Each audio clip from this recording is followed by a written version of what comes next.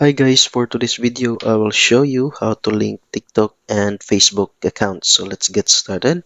First, open the TikTok application on your mobile phone, and on the lower right side look for your profile icon, this one. So click your profile icon, and next on the upper right side look for this three lines icons rather, to go to settings and privacy.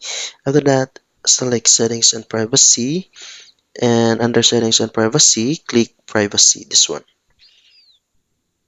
and you'll be routed to some options, and you'll be able to see the sync contacts and third-party application app friends. So click this one, and there you go, you'll be able to see sync Facebook friends. So you just swipe it to the right side for you to be able to give TikTok access to your Facebook friends list and email.